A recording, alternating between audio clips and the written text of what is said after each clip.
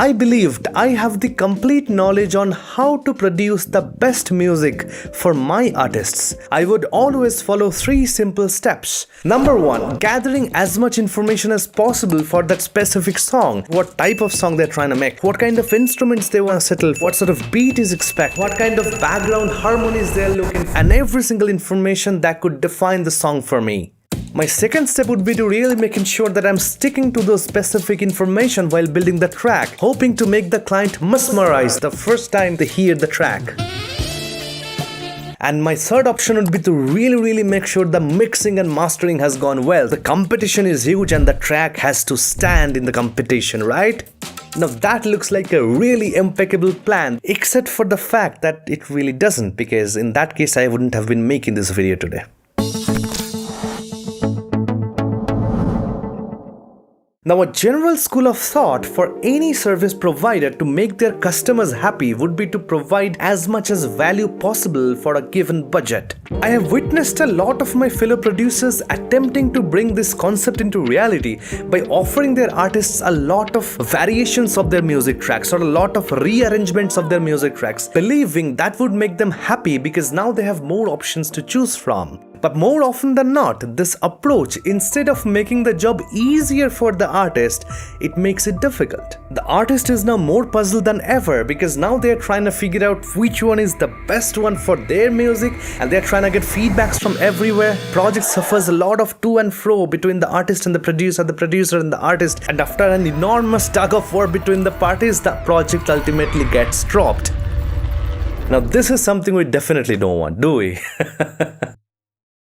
Now with more and more projects I'm working on, more and more artists I'm working with, I'm constantly trying to re-innovate the process. So ultimately my song doesn't need to go and participate in this tug of war of death. So eventually figured that the problem lies in the initial few set of questions I'm asking to my artists. I had been asking about the type of the song, the genre of the song, the kind of beat they're expecting, the kind of instruments they're looking for, the kind of vocal harmonies they're looking for. Now all these things, please understand, all these things are lying within a small dome of music production.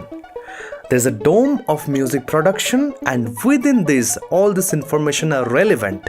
Outside of this information don't make any sense. Now, your artist does not reside within this dome of music production. I mean, unless they themselves are music producers, but in that case, they would not come to you for a music production job, and therefore the argument does not exist. So one fine day I decided to completely abolish this old process of mine of asking the genre, the type, the beat, the instruments. Instead, I asked them this very question. If you would imagine this song playing inside your head, what are the visuals that you might be seeing?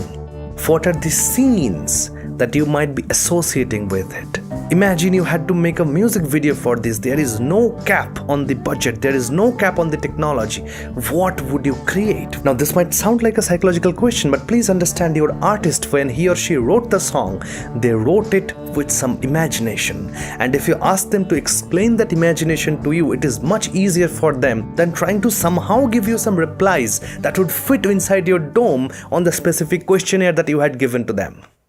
I'm gonna read you an answer from a text that I received from an artist of mine. I've kept it open over here, that I received 10 minutes before I started shooting the video, just to explain how powerful this method is. Listen to this wonderful answer. I am seeing a moonlit night, floating in a boat. It's a calm water. Me and my love. I am holding her hand. No worries, nothing.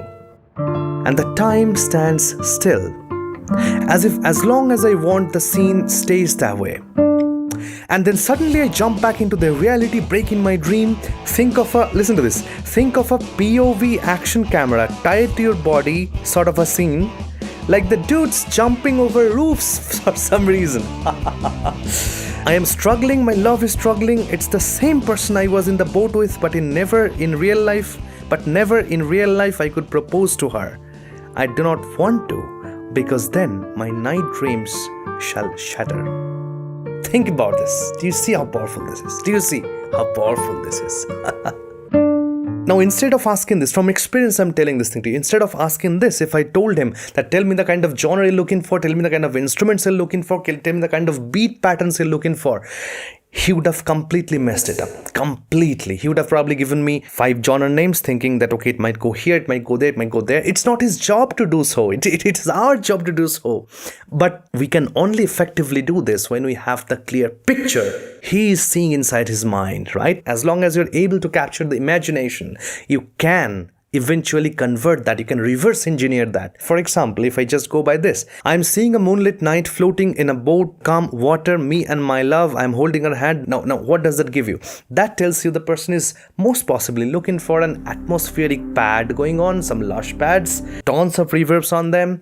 Maybe the vocal would be not as much processed as you would generally do in your regular pop songs. You are definitely not gonna fill it up with a lot of beats and bass, and certainly there is a change. As you can see, there is a POV camera tied to your body, sort of a scene like the dude's jumping over the roofs for some reason. Okay, he possibly forgot the word for it. Now that demands a change in the music with some distortion guitars, probably some fast acoustic drumming paired with some distorted bass and some vocals which are no longer ethereal, which are very much real to your ears. So you can see now you are starting to think like the artist and converting that music into technology. Well, I just spent 20 seconds with this and I came up with this. If I spend enough time, I'd be able to come up with some beautiful music possibly. Now, this is the approach I'm talking about. This is the way I have started communicating to my artist, getting my artist's views transferred to me. Okay?